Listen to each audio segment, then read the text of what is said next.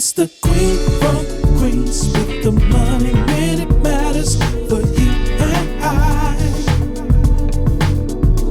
It's the queen from Queens with the money when it matters for you and me.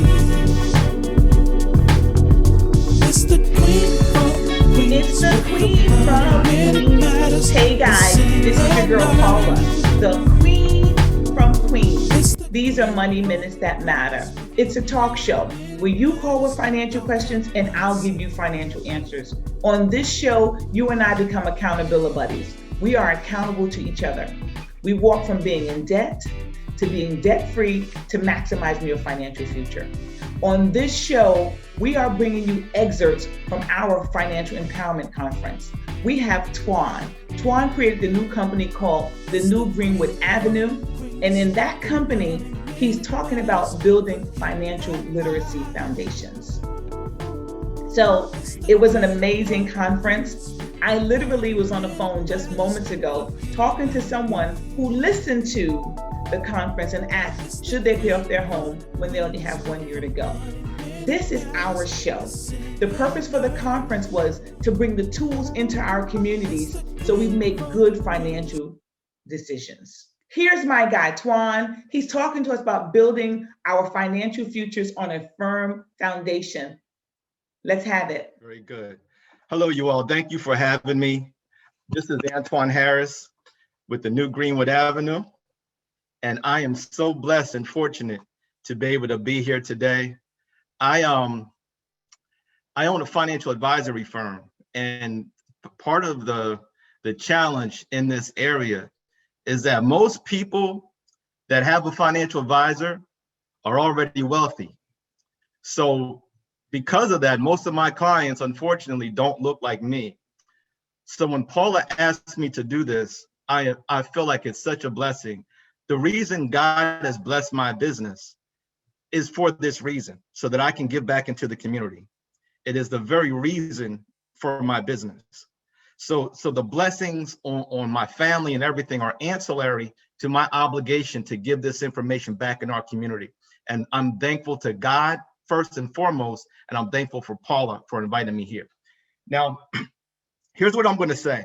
I'm here in my office in my home. There's probably going to be some technical difficulties today on a large, long event like this, because the devil does not want you to have this information.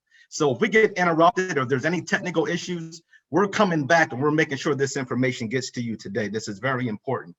I come from a small town in New Jersey, and I am not the profile of someone that was supposed to be a successful financial advisor. So I'm going to tell you a little bit about where I come from in my background as we kind of get through this.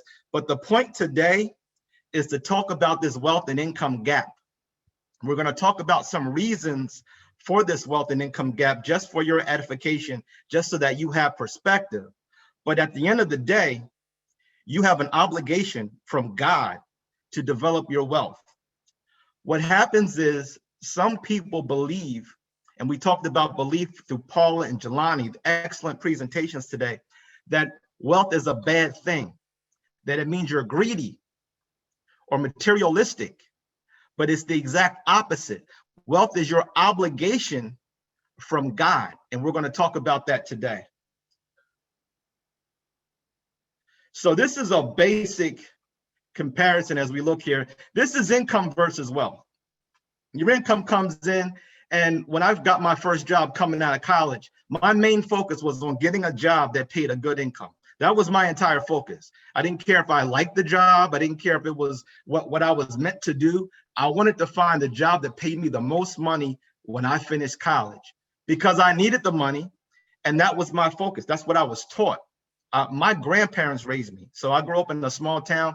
My mother was very young when she had me, and my father, as many of us have experienced, was not in the picture. So my grandparents came in to help out, and they actually raised me. And my grandfather was a brick mason. He laid block, and my grandmother was the Avon lady. So what they taught me was stay in school and get an education and get yourself a good job. That was the best they could teach me. And that was great information. But when you focus on income, your income, and if there's anything that you don't get from this, I want you to write this down. Your income is temporary. Your wealth is persistent. So the income that you receive, I had a decent paying job coming out of college, but if I got sick, my income stopped. If I got laid off, my income stopped. If I got fired, my income stopped. If I died, my income stopped for my spouse, my family, my kids. My income stopped. So an income focus is one selfish and one is temporary. Your focus needs to be on wealth creation. So this is the most important part of this slide. Wealth is created over time. So as I mentioned, I grew up in a small town in New Jersey. My family did not have a lot of money. They didn't teach me about wealth creation. They didn't teach me about investing. My grandfather was the hardest working man I've ever met in my life. He laid bricks until his 80s, and he got sick and died 2 years later. He worked because he enjoyed what he did, but he worked because he had an income focus. If he did not work, we did not eat. When the winter came and he couldn't lay block, we had issues.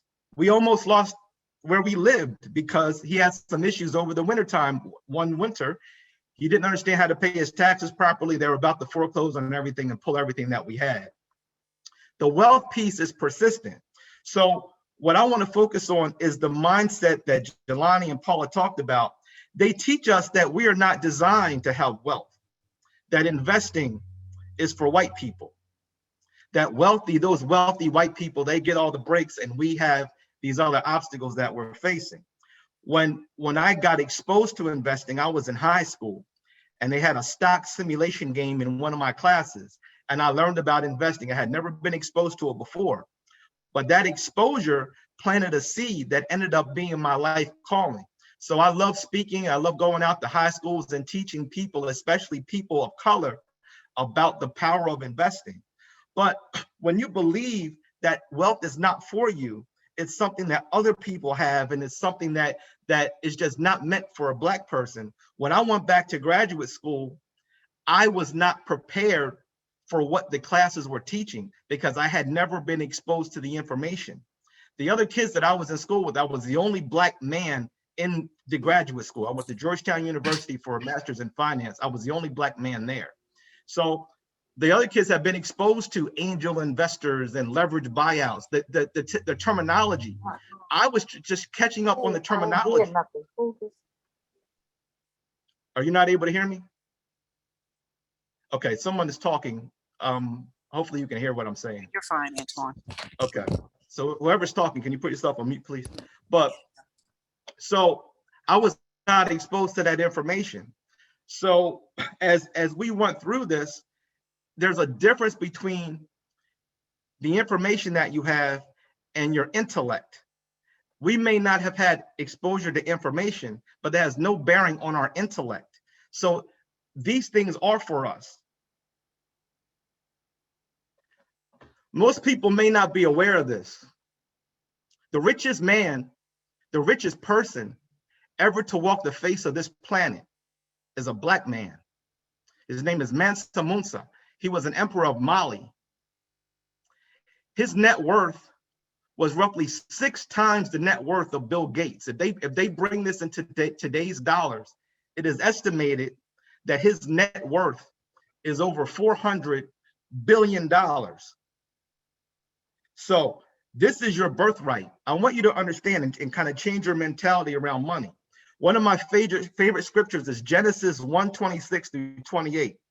It says, and God said, let us make man in our image, after our likeness, and let them have dominion over the fish of the sea, over the fowl of the air, over the cattle, and over all the earth, and every creeping thing that creepeth upon the earth. So God created man in his own image. In the image of God created him, male and female. And God blessed them and said unto them, be fruitful and multiply, and replenish the earth and subdue it, and have dominion over the fish of the sea, over the fowl of the air, and every living thing that moves upon the earth. That scripture is so powerful to me because my God told me that I have dominion over this entire earth. It is my birthright. And I am to be fruitful and multiply, meaning I am to create and procreate and build wealth, legacies for my family. That is a mandate from Almighty God. I am a Black man on the planet Earth. Now, Mansa Musa had no mental limitations. He wasn't subject to slavery and post-slavery and Jim Crow. He had no limitations on how he thought of himself and how he thought about the wealth that he could create for himself, the legacies he could build for his family. And he became the richest person to ever walk the planet of the earth. So as a Black man on this planet, knowing that I have dominion over the earth, I feel that I am the strongest entity on this planet. If you put a group of Black men in a room with any other group of people, those Black men are going to emerge victorious. I am the most powerful being on this planet Earth, and I have dominion. So what I say happens on this planet as mandated by God. So I've spoken that I will have wealth on this planet, not for my own spending, but because wealth to me represents freedom. I'm not inclined to spend money. I'm not a materialistic person, but I do want to build my wealth. That's very important to me, because as I see my clients doing for their kids, they're putting down payments on their kids' first house. Their kids graduate college with zero debt.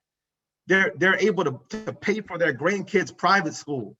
They're able to do different things. They have freedom. I was able to quit my job. I had a good paying job at a large company and start my business in 2017 because I had accumulated wealth.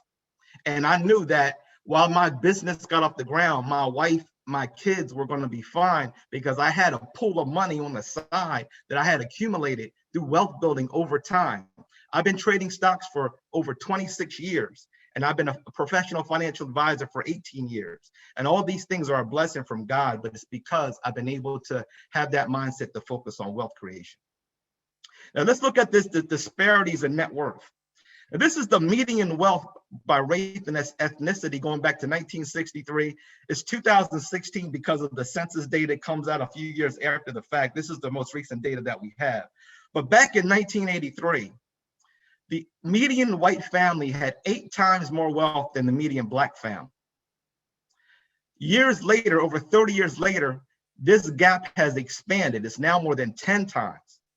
Now, for our Hispanic brothers, this gap is actually closing. So again, this is our responsibility to help close some of these wealth gaps.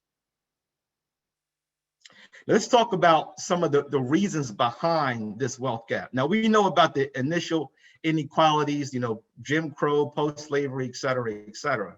But that, of course, that leads to lower income, lower assets, and lower quality of education.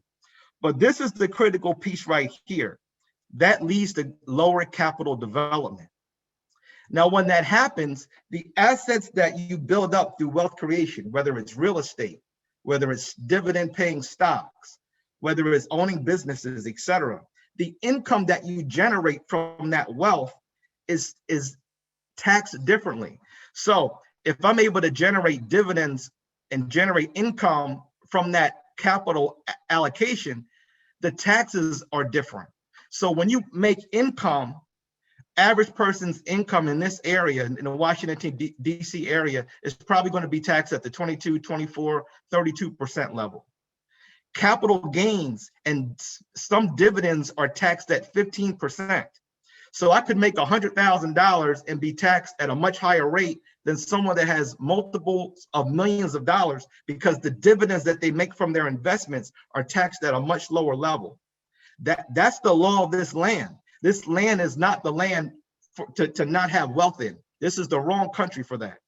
So if you're going to stay in this country, you need to have wealth so that you're on the same side of the ledger as these laws are being written. So as we look at the inequality around taxes, that causes debt. We talked about student loan debt and having debt to make ends meet. That debt just hamstrings you, and you're not able to continue to generate wealth going forward. And that cycle continues to compound over time in a cipher again and again and again. Now, this is the average wealth for a particular cohort.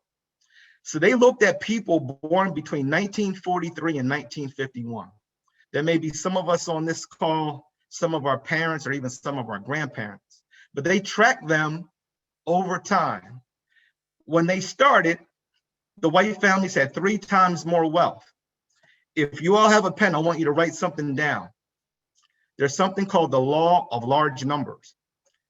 As the compounding on their wealth starts to gain steam, this wealth gap started to expand over time. So these people born in this time frame, as time went on, when they were in their 30s and 40s and 50s and 60s and 70s, it went from 3 times to 5 times to 6 times to 7 times to 10 times. This wealth gap expands over time based on the law of large numbers.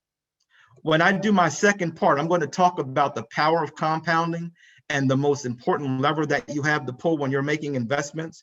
But starting your wealth creation ASAP is of paramount importance because of that law of large numbers and the law of compounding. Now, the average family liquidity, average liquid retirement savings for white families, this is average across all income levels from 1989 to 2016.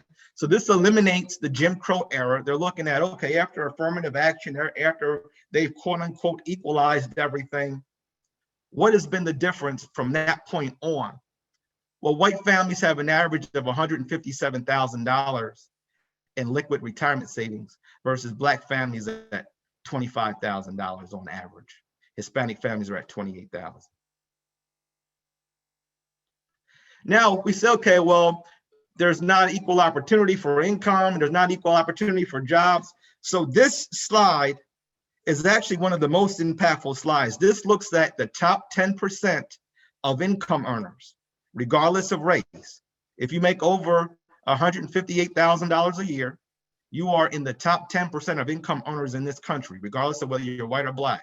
So they looked at the top 10% and they said, let's look at the net worth, the assets of these people that are in the top 10% of income earners. Oh.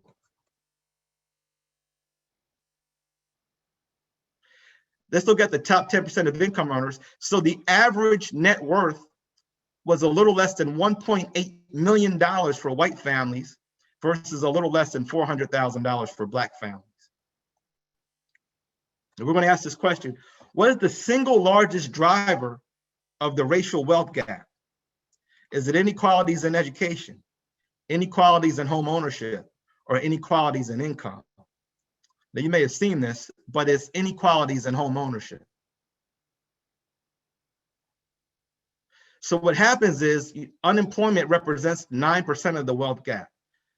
College education, a lack of education, represents 5%. Disparities in income is very significant. It accounts for 20%, but the largest factor is disparity in home ownership. Now, this started back in the early 1900s with Franklin D. Roosevelt. Right after the Great Depression, they had the Homeowners Loan Act of 1933 and the National Housing Act of 1934. Now, this was put in place after they had the Great Depression. Many white people were losing their homes because they lost their jobs. The unemployment rate was at 25%. So 1 in 4 people were unemployed, and people were losing any houses that they had in droves. So they put this in place so that the government would guarantee mortgages, and they wanted to provide additional funding to provide additional loans so that people could have a piece of the pie and obtain the dream of home ownership. Now, they added $120 billion in FHA loans to the system between 1934 and 1962, but only 2% of these loans were given to black families. This is redlining. Now, that intentionally segregated neighborhoods, and they were able to target funding for different neighborhoods. So they had underfunded schools, lack of quality healthcare and nutrition. Paula talked about the lunch program that she was on. I was on a reduced lunch program when I was growing up. For many kids, the lunch they get in school is the lunch they have to eat for the day. And if school's closed, they don't eat that day. Inadequate public transportation, limited economic opportunities, non-traditional sources of income were thwarted, gentrification and lower home values. You could have a home builder come in and build the exact same home in different zip codes, and the home appreciates differently. The value of that home over time is different. And it all harkens back to redlining and the impact of redlining over time. Now, we've already talked about the greatest driver of multi-generational wealth in this country is home ownership. So when this happened, this put Black people behind the 8 ball. There was a community in New York called Levittown. And this happened after World War II. When the boys came back from war, they said, hey, we're going to create a cookie cutter community and have the same types of houses in this community and give these houses, sell these houses very inexpensively to these guys coming home from the war so that they can get a good start with them and their families. They sold those houses for $8,000, which would be $100,000 today. African Americans, they weren't underrepresented, they were excluded from this opportunity. Today, those houses sell for over $400,000, and white families passed equity of $300,000 to $400,000 down to their family in the form of legacy. African American income is 60% of white income, which is terrible. But more importantly, the net worth is 5 to 7% of white wealth. And all this is attributable to disparities in federal housing policies in the early 1900s. 71% of homes are owned by white people versus 41% of homes owned by Black people. We talked about the unfair disparities in tax programs. So in this country, when they give tax breaks, the tax breaks are disproportionately allocated to wealthy people. So there was $729 billion in different tax breaks that were allocated in 2017. The average millionaire received approximately $160,000 per capita per person per millionaire of those tax breaks in the form of reduced retirement income taxes, home ownership tax breaks, and savings and investments tax breaks, lowering the taxes paid on income from investments. The average working class family received $226. This is not the country for poverty or to be broken. Now, they've also reduced the amount of tax revenue when they did the tax breaks for local and state governments. So what happens? The governments, the local and state governments still need to have that revenue come in to make their balance their budgets. So they start doing things like increasing those speed cameras that you see around and increasing the amount of fines and charging people if they miss a toll and sending you a $250 ticket. Now, if I make $300,000, $400,000 a year, that $250 fine is just a nuisance. But if I make $30,000 to $40,000 a year and I get a $250 fine, that is the difference in me meeting my budget for my family for that month potentially. So this is called a regressive tax. It means that the people in the lower income areas are disproportionately impacted adversely by some of the policies that are happening on a state and local level from our state and local government and from our federal government. So how do we close the wealth gap? Well, education is very important, but education alone will not close this wealth gap. We talked about the disparities in home ownership. Buying and banking Black is not going to close the wealth gap. That's great to do, but that alone is not going to close this wealth gap. Saving more at 0.1% will not close this wealth gap. Participating in events like this where you increase your financial literacy is of paramount importance, but that alone will not close this wealth gap. Starting a business when you don't have the collateral to get the large loans to really get the business launched properly will not close the wealth gap. Emulating model minorities, which they call the Asian minorities in this country, will not close the wealth gap.